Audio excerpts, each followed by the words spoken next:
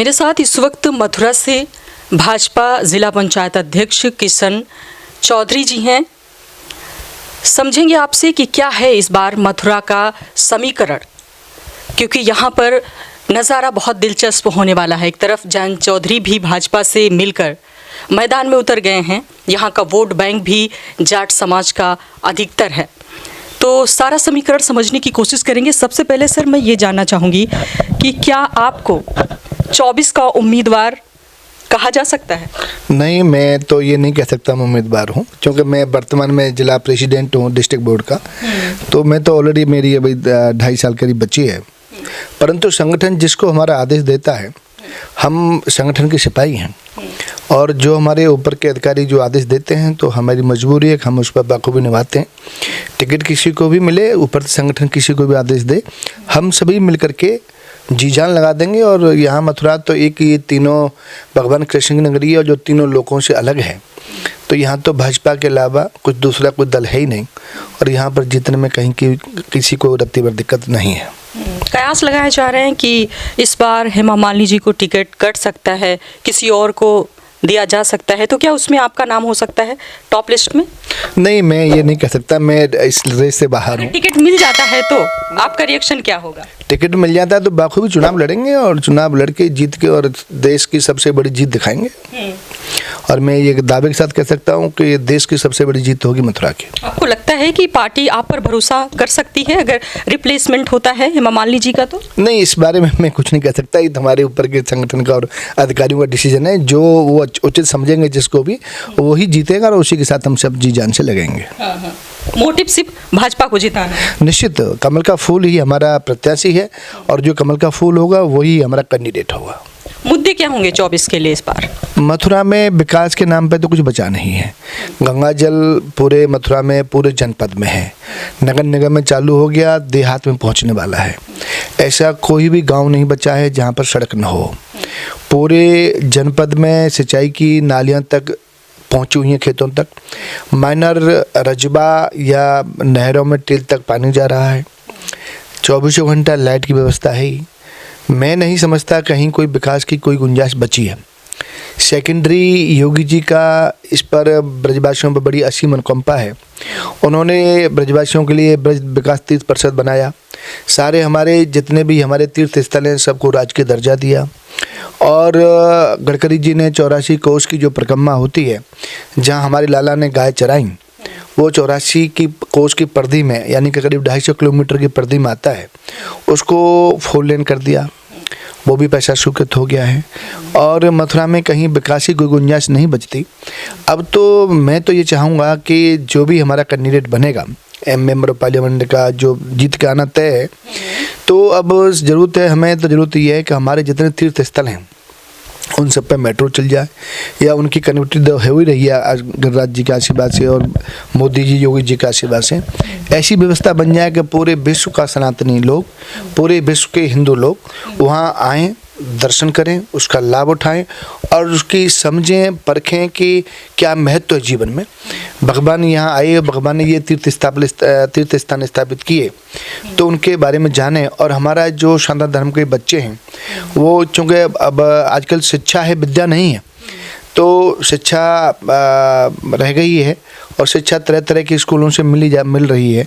वहाँ पर नहीं जानते कि विद्या क्या चीज़ होती है और विद्या के बारे में नहीं बताया जाता और अपने भगवान के बारे में नहीं बताया जाता। आजकल तो शहरों में पता नहीं कैसे कैसे स्कूल खुल गए, इनमें कहीं पर भी सनातन के बारे में या ये कहें कि संस्कार नहीं दिए जाते। इसलिए हम चाहेंगे कि यहाँ पर लोग आएँ, हमारे बच्चे आएँ, और बच्चे आने के बाद में वो नए बच्चे जो है वो देखें कि भगवान यहाँ पैदा हुए और यहाँ कैसा संस्कार मिलता है। इसलिए मैं चाहूँगा कि ऐसा अलग से विश्व में जगह बने ये, कि प्रत्येक हिंदू यहाँ आए, आकर के अपने आप को गौरवान्वित महसूस करे और अपना पुण्य उठाए। आपको लगता है कि अभी मथुरा में कुछ ऐसा है जो भी विकास होना है 24 के सफ़र तक इसको तय करना है? नहीं, अब 24 का सफ़र तो आ ही गया। अब तो मैं समझ रहा हूँ अगले महीने कभी भी 24 के लिए लोगों को बोलना होगा कि कुछ तो ऐसा है। इसमें एक तो IT हब बनना चाहिए। हमारे यमुना एक्सप्रेस वे के बगल में IT हब बन सकता है, क्योंकि बहुत अच्छी जगह है। बहुत चिन्हित एरिया है, पूरे एनसीआर में सबसे अच्छा एरिया है, पानी की बहुत अच्छी व्यवस्था है। दिल्ली चूँकि हमारा ये एयरपोर्ट बन गया है, एशिया का सबसे बड़ा एयरपोर्ट है, तो लोग जो हैदराबाद बेंगलोर हैदराबाद जाते हैं वो लोग सब यहाँ उतरेंगे। तो ये सबसे पहला काम है कि आईटी हब बने। आईटी हब बनेगा तो यहाँ रोजगार के मौके मिलेंगे। सेकेंडरी चूँकि ताज कॉरिडोर निर्माण के कारण यहाँ पर कोई फैक्ट्री लग नहीं सकती। हमारे जो भट्टे हैं, ईंट भट्टे, वो भी बंद कर दिए गए हैं, जो 75 किलोमीटर की परिधि में आते हैं। पर कोई ना कोई चीज़ ऐसी तो लानी ही पड़ेगी जिससे कि हमारे बच्चों को रोज़गार मिले। ब्रजवासियों को रोज़गार की ज़रूरत है, तो यहाँ आईटी हब बनेगा तो निश्चित उनको फ़ायदा होगा। सेकेंडरी तीर्थ वाली जो मैंने बात बताई, हमारे जितने तीर्थ हैं, जो चारों धाम यहीं पर स्थापित किए हैं। भगवान चारों धाम का पूरे धाम स्थापित किए हैं। भगवान कृष्ण ने जब वासुदेव जी और देवकी जेल में थे, बुढ़े हो गए, उनके हमें सब तीर्थ दर्शन करने हैं, तो सारे तीर्थ यहाँ स्थापित हैं। सारे तीर्थ स्थापित हो जाएंगे, पूरा टोटल यहाँ लोग आएंगे, और आएंगे हिंदुत्व के लिए तो निश्चित है कि वो रोजगार मिलेगा बच्चों को काम करने के लिए। वैसे तो आरएलडी और भाजपा 24 के लड़ाई में एक साथ चल रही है, लेकिन क्या लगता है आपको कि मथुरा में जहाँ पर जाट वोट बैंक ज़्यादा है, यहाँ पर भाजपा या आरएलडी कौन ज़्यादा मजबूती से वोट बैंक अपनी तरफ खींच सकता है? यहाँ पर आरएलडी कभी अपने आप से नहीं जीत पाई। जब भी आरएलडी एक बार जीती है तो भाजपा के गठबंधन से जीती है। यहाँ पर गठबंधन से कोई अंतर पड़ने वाला नहीं है। भाजपा पहले मजबूत थी, आज भी मजबूत है। जरूरत होगी तो आरएलडी को होगी। हमारे यहाँ भाजपा में जाट समुदाय की वजह से कोई अंतर नहीं आएगा? नहीं, जाट ऑलरेडी बीजेपी में पहले भी था और आज भी बीजेपी में है। वो मैं समझता हूँ 30 से 35% आरएलडी में जरूर था। जो हमारे बुजुर्ग लोग हैं, जो पहले काफ़ी अनपढ़ लोग रहे, किसान लोग रहे, वो नहीं समझते थे। आज का जो नौजवान बच्चा है वो सब जानता है योगी जी, मोदी जी के बारे में। तो आज का नौजवान बच्चा टोटल बीजेपी में है, वहाँ पर कोई दो मत वाली बात नहीं है। आपने कहा मथुरा में विकास किया, आपको लगता है क्या जैसे कि 24 जो है लोकसभा का चुनाव है, देश का विकास उस स्तर पर हुआ जिस तरह से मोदी जी ने गारंटी दी थी, वादा किया था? हाँ, निश्चित विकास हुआ। और वो विरोधी कुछ भी कहें मैडम, आप पूरे ज़िले में निकले, जहाँ से घुसे हैं वो जहाँ तक निकलेंगे, हर आदमी को मोदी जी पर और योगी जी पर भरोसा है। और अब तक तो पाप ढोए हैं कांग्रेस के। अब निश्चित है कि अब विकास आगे होगा। अब ये 10 साल बाद में अब ये अगला टर्नओवर आएगा तो इसमें इतिहास रचा जाएगा, और इतिहास में हमारे बच्चे पढ़ेंगे उसको कि कोई मोदी जी पैदा हुए, और हम बड़े भाग्यशाली हैं कि ऐसा नेता हमारे जन्म में हमें मिले कि जो इतिहास रचेंगे, और निश्चित है कि विश्व में इतिहास रचा जाएगा। विपक्ष तो कह रहा है कि जो गारंटी मोदी जी ने दिया था वो सब कुछ झूठा है, ना रोजगार की गारंटी दी थी वो पूरा हुआ। अभी आप महंगाई देख लें, आप कितनी चरम सीमा पर है, बेरोजगारी तो आप देख ही रहे हैं। तो इन मुद्दों को लेकर भाजपा नहीं चलती है, मंदिर को लेकर चलती है। मंदिर बना दिया तो मंदिर से लोगों को रोजगार तो नहीं मिलता, ये सबसे बड़ा सवाल है जो बहुत लोग उठा रहे हैं। नहीं, मंदिर से रोजगार, एक्चुअली विरोधियों पे विकल्प क्या है, और विरोध करने के लिए विकल्प तो है नहीं। इस काम को विरोधी कर नहीं पाए, और होता भी नहीं। जो उनकी इच्छा शक्ति नहीं थी कि ये काम करें, जो उन्हें वोट की राजनीति करनी थी, वो मंदिर बनाते तो वोट बिछड़ जाता उनसे। तो ये कहना कि मंदिर से रोजगार नहीं मिलता, लेकिन भगवान है हमारे, हमारी आस्था है, तो हमारी आस्था है, हमारी आस्था के ऊपर वो सवाल उठा रहे हैं। मैं नहीं समझता कि वो सनातनी लोग हैं, वो हिंदू लोग हैं, पता नहीं कैसे हिंदू हैं जो भगवान के राम के ऊपर को नहीं छोड़ रहे। हालांकि त्रेता में नहीं छोड़ा भगवान राम को, तो कलयुग में तो कैसे छोड़ देंगे, उम्मीद करना बेकार है। रही बात विकास के बारे में, मोदी जी की गारंटी के बारे में, हर बिंदु पर मोदी जी खड़े उतर रहे हैं, और उन पर कोई भी ऐसा मौका आज तक किसी भी विरोधी पर नहीं मिला जिससे कि मोदी जी के ऊपर या योगी जी के ऊपर उंगली उठा पाएँ। इसलिए ये मनगढ़ंत झूठे मूठे आरोप तो लगाएंगे, और उन पर विकल्प क्या है। भाजपा को 24 में मंदिर पर ज़्यादा वोट मिल सकता है या फिर मुद्दे पर? दोनों चीज़ें। मंदिर भी हमारी आस्था का सवाल है।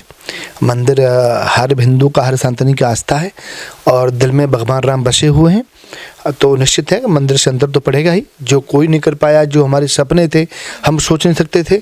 सेकेंडरी चाहे 370 हो, चाहे यूसीसी हो, चाहे विकास के मुद्दे हों, सारे मिलाकर के ही सारे मुद्दे पर चुनाव लड़ेंगे, और निश्चित है कि हर सनातनी के दिल में मोदी जी बसे पड़े हैं। और वो सनातनी ही क्यों आप कह रहे हैं? क्या मोदी जी के बारे में जो लोग कह रहे हैं कि वो मुस्लिम विरोधी है भाजपा, क्या है, मतलब क्या है ये लॉजिक, क्यों ऐसा कहते हैं? नहीं, मुस्लिम विरोधी कहीं नहीं है। कोई ऐसा नहीं है कि चाहे आयुष्मान योजना हो, चाहे जनधन योजना हो, चाहे किसान योजना हो, कि मुस्लिमों को नहीं जा रही हो, केवल हिंदुओं को, ऐसा नहीं है। परंतु ऐसा जरूर है कि मुस्लिम मानते हैं कि विरोधी हैं, पूरे बीजेपी को मुस्लिम विरोधी मानते हैं, जबकि उन बहनों, मुस्लिम बहनों के लिए ये 3 तलाक वाले अध्यादेश लेके आए।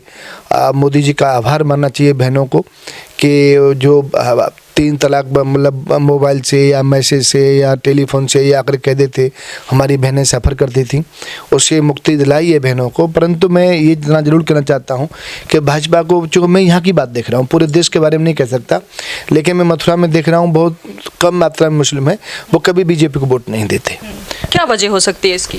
वो उनकी मानसिकता, लोगों ने, जो विरोधी दल के लोग हैं उन्होंने बदल दी है कि भाजपा मुस्लिम विरोधी है, जबकि ऐसा कहीं नहीं है।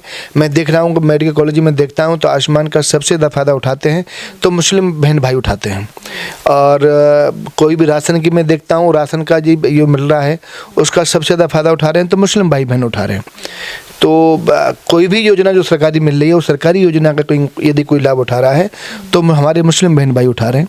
तो ये कहना कि मुस्लिम विरोधी हैं तो वो तो गलत हो जाएगा ना हर तरह से। अभी किसान आंदोलन चल रहा है, इसके बारे में आप क्या कहेंगे? आपको क्या लगता है कि बहुत सारी बातें हो रही हैं कि माहौल को ख़राब किया जा रहा है, मोदी जी को बदनाम किया जा रहा है, क्या सोचते हैं आप? मैं ऑलरेडी किसान का बेटा हूँ, मैं खेती करना बखूबी जानता हूँ। 1 बीघे में कितना गेहूँ डलेगा, कितना यूरिया डलेगा, कितना डाया डलेगा, चाहे आलू हो, चाहे बाजरा हो, चाहे ज्वार हो, चाहे गेहूँ हो, सब कुछ जानता हूँ, चाहे सरसों हो। किसान पर कभी ये टाइम नहीं है कि किसान जाकर के धरना प्रदर्शन करें। वहाँ पर वो एक फ़ोटो देख रहा था अभी टीवी में मैं, एक किसान है, एक तलवार आगे एक तलवार पीछे, और ऊपर जो बैरिकेड रिंग है उन पर ऊपर दौड़ रहा है। किसान पर तो टाइम है नहीं धरना प्रदर्शन के लिए, वो तो अपने खेती में देखेगा, सुबह शाम अपने चारा देखना, अपने जानवर देखने, दूध लेना, दूध निकालना, बहुत सारे काम किसान पर होते हैं। किसान के रूप में ये लोग प्रदर्शन कर रहे हैं, ये किसान नहीं है, ये तो केवल सरकार की छवि को धूमिल करने के लिए और विरोध करने के लिए। क्योंकि किसान एक ऐसी जाति है, उसमें सारे धर्म और सारी जाति छिप जाती हैं। तो किसान के रूप में तो ये सभी लोग आकर के धरना प्रदर्शन जो कर रहे हैं वो कोई किसान नहीं है, इनमें से किसान पर कोई टाइम नहीं है। और किसान के हित में तो योगी जी और मोदी जी हमारे रातों दिन चिंता कर ही रहे हैं। और हर बिंदु पर, चाहे मैं यदि मथुरा की बात करूं तो हर खेत तक पानी, हर टेल तक पानी जा रहा किसान के। उनको डाया, मैं जिम्मेदार हूँ, पिछले 3 साल से देख रहा हूँ, टाइम पर पूरा डाया मिला। जब पहले कभी डाया मतलब DAP जो होती है, पहले कभी DAP नहीं मिलती थी, बड़ी मारामारी रहती थी। टाइम पर उनको यूरिया मिल रहा है। किसान को कहीं कोई रत्ती भर दिक्कत नहीं है।